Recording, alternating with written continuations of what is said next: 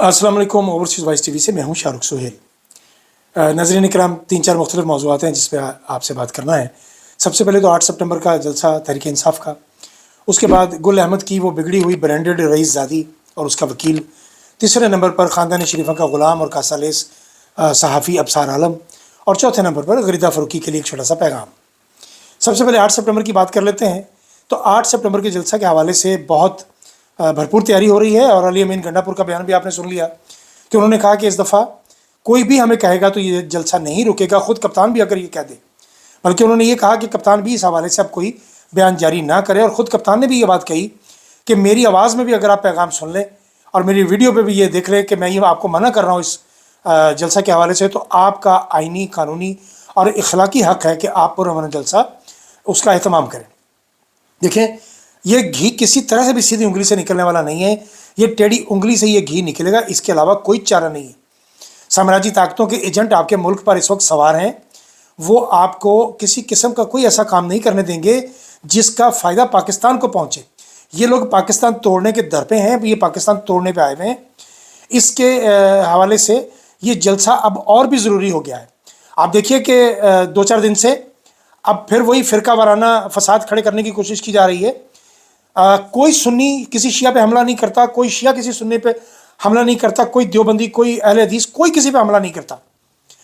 ये मुख्तलिफ एजेंसियों के जो कि दूसरे ममालिक के लिए, अगयार के लिए काम करते हैं जो लोग, वो इस्तेमाल होते हैं। ये जो स्लीपिंग सेल्स होते हैं, इनको फिर उठाया जाता है, इनको जगाया जाता है कि चलिए जनाब आपकी ड्यूटी शुरू हो रही है और निकलिए बाहर और जाके बलवा कीजिए।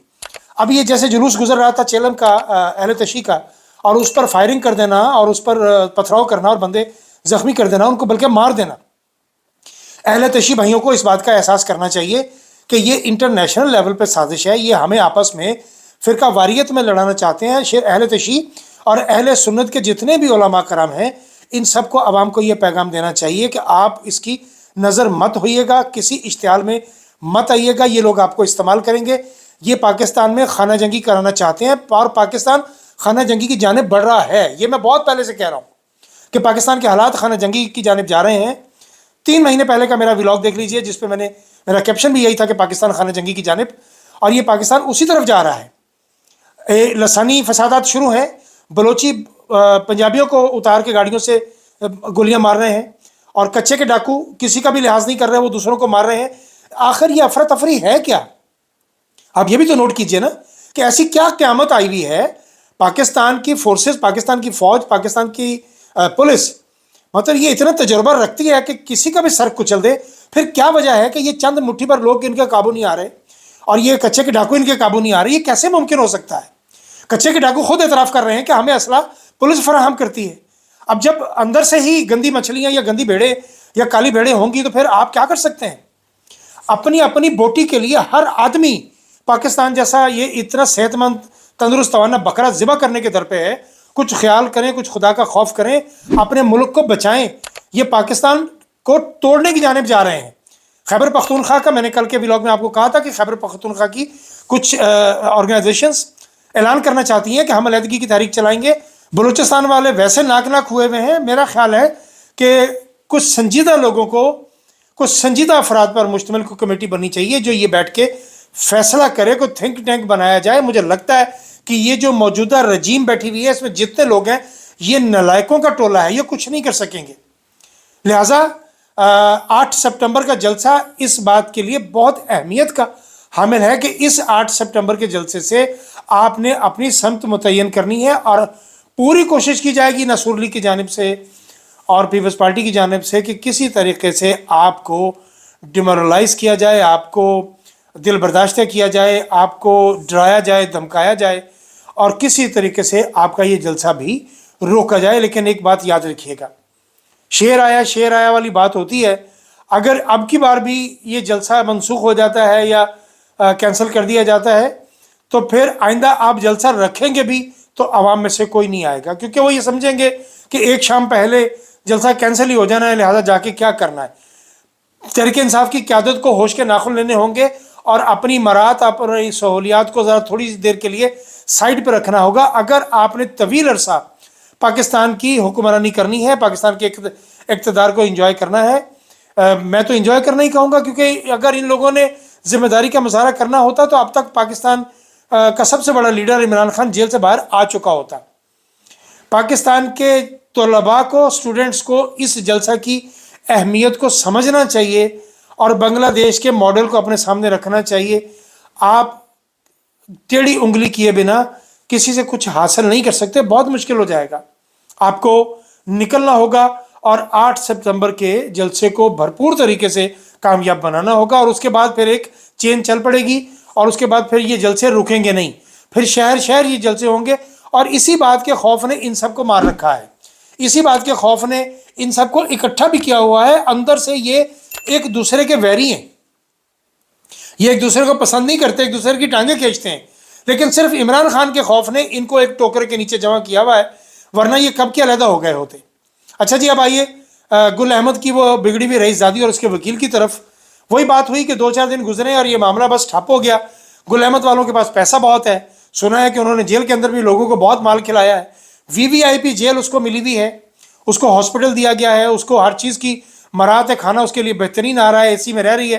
ایک دن بھی اس کو ہاتھ کڑی نہیں لگی. باپ اور بیٹی موقع پر جاں بحق ہو گئے، مر گئے، اور 3 بندے اور کچلے گئے. 5 لوگوں کو مبینہ طور پر شراب کے نشے کی حالت میں اس عورت نے، یا ممکن ہے اور بھی نشہ کیا ہوا ہو، یہ بگڑی ہوئی رئیس زادیاں کافی قسم کے نشے کرتی ہیں، اس نے 5 افراد کو کچل دیا. اور آپ دیکھیں کوئی دوسرا نام لینے والا ہے ہی نہیں. کسی ذمہ دار شخص کے منہ سے کوئی ایسی بات نہیں نکلی، کسی عالم دین نے اس پہ بات نہیں کی کہ یار ایک بگڑی ہوئی رئیس زادی نے اتنا بڑا ظلم کر دیا ہے. الٹا انگلی کے اشارے سے کہہ رہی ہے کہ آپ لوگ میرے باپ کو نہیں جانتے. یار ہم نے تمہارے باپ کو جان کے کرنا کیا ہے؟ جس نے اس قدر گندی اولاد پیدا کی ہے، ایسے باپ کو جان کے ہم کریں گے کیا؟ ہمیں ضرورت ہی نہیں ہے یہ بات کرنے کی. میں معافی چاہتا ہوں، میں بہت تکلیف اور بہت دکھ سے یہ بات کر رہا ہوں. پھر لوگ سمجھتے ہیں کہ یار ہم لوگ بدتمیزی کرتے ہیں، یہ لوگ بندہ مار بھی دیں تو یہ بدتمیزی نہیں ہے، اور ہم لوگ صرف گفتگو میں بھی ان کو برا بھلا کہتے ہیں تو وہ بدتمیزی میں کے زمرے میں آ جاتا ہے. اس کا وکیل کہتا ہے 68,500,000 روپے دیت بنتی ہے، جو کہ ہم نے طے کر لیا ہے، ہم ان کو دے دیں گے فی بندہ، فی کس، یعنی زیادہ سے زیادہ 1 کروڑ سم تھنگ اس کے گھر والوں کو مل جائے گا باپ بیٹی کے حوالے سے. اس وکیل سے صرف ایک درخواست کرنی ہے، اگر اس کے بچے ہیں، ایک لمحے کے لیے تصور کرے کہ 68 لاکھ کی بجائے ہم اس کو 70 لاکھ دیتے ہیں، 80 لاکھ دیتے ہیں، اپنے بچوں کو اسی رئیس زادی کی گاڑی کے نیچے دے دو اور پھر اس کا درد سمجھنے کی کوشش کرو، اس کا درد جانو، تو ہم تمہیں مانیں کہ واقعی تم نے کتنی آسانی سے یہ بات کہہ دی کہ 68,50,000 دیت بنتی ہے اور ہم اس کو دے دیں گے، بس بندہ فارغ. مر گئے سو مر گئے، غریب آدمی ہے نا، مر بھی جانا چاہیے. میں بار بار کہتا ہوں کہ غریب نے اگر سسک کے مرنا ہے تو اس کو اسی طرح مرنا چاہیے.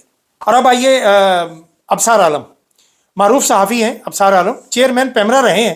یہ خاندان شریفہ کے بڑے کٹر قسم کے غلام ہیں، اور کثر اسی کی وجہ سے، تلوے چاٹنے کی وجہ سے ان کو انعام کے طور پر چیئرمین پیمرا کی سیٹ ملی. اور معمولی سی ان کی تعلیم ہے، یہ کوئی 2nd کلاس میرا خیال یہ گریجویٹ ہیں، کوئی BA شیعہ کیا ہوا ہے انہوں نے. اس پوسٹ کے لیے ان کی اتنی تعلیم نہیں تھی، لیکن چونکہ نوازنا تھا نواز نے، اس لیے نواز دیا گیا. 28 لاکھ روپیہ پر منتھ سیلری طے ہوئی اس کی، 28 لاکھ، اور کل ملا کے باقی مراد ملا کے 33 لاکھ روپے پر منتھ میں یہ ایک نوٹنکی پڑتی تھی. یہ دھرتی کا بوجھ، یہ دھرتی کے ناسور، ایک بندہ 33 لاکھ روپے میں پڑ رہا ہے. آپ اندازہ کیجئے، یعنی نہ صدر کی تنخواہ اتنی، نہ وزیر اعظم کی تنخواہ، نہ چیف جسٹس کی تنخواہ، نہ چیف آف آرمی اسٹاف کی تنخواہ. پاکستان کسی عہدے کی اتنی تنخواہ ہی نہیں، اتنی سیلری ہی نہیں. اور دوسری طرف دیکھیے کہ عطا اللہ قاسمی کے بعد، وہ عطا اللہ قاسمی جنہوں نے جنسی ادویات بھی PTV کے کھاتے میں ڈال دی تھی، ان کی بات کر رہا ہوں. ان کے بعد یہ بندہ ہائیسٹ پیڈ آدمی ہے. انہوں نے بھی بڑی عیاشی کی تھی، لیکن یہ تو کچھ زیادہ ہی کر گیا. وہ PTV کے چیئرمین تھے، یہ چیئرمین پیمرا بن گیا. اور ابصار عالم کو اتنی سیلری لیتے ہوئے رشوت کے طور پر، یہ رشوت ہے. ابصار عالم اس بات کو اگر محسوس کرے تو یہ تنخواہ اصل میں اس کے لیے حرام ہے، کیونکہ یہ چیزیں اس کو کاسالیسی کی بنیاد پر دی گئی، تلوے چاٹنے کی بنیاد پر دی گئی ہیں. ابصار عالم کو شرم آنی چاہیے تھی.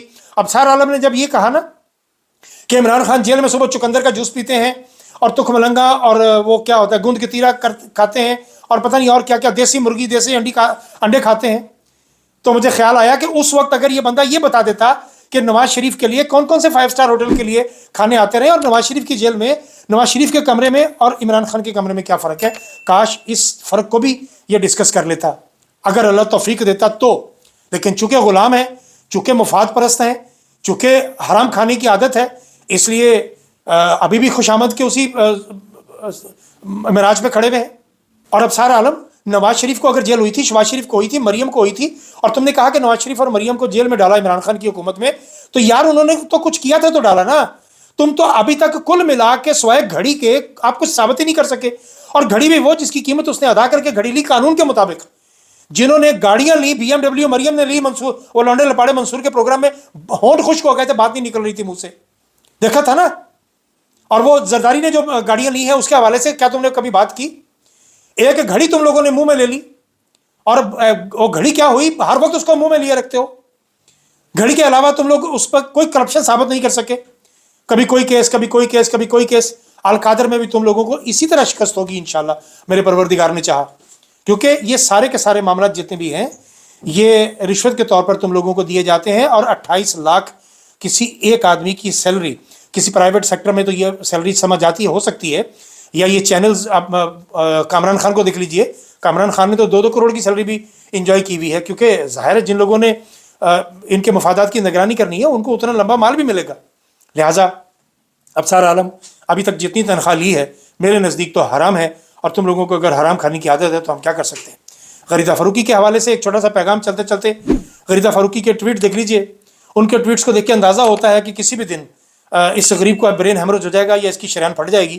اس کے قریبی جتنے لوگ ہیں اگر ہماری آواز اس تک پہنچ رہی ہے تو اس بیچاری کا خیال کیجئے. خاندان کے شریفہ کی محبت میں یہ خامخواہ اپنے آپ کو ہلکان کیے بیٹھی ہے، یہ نہ ہو کہ کسی دن شریان ہی پھٹ جائے. ابھی تک کے لیے اتنا ہی، باقی باتیں اگلے ولاگ میں.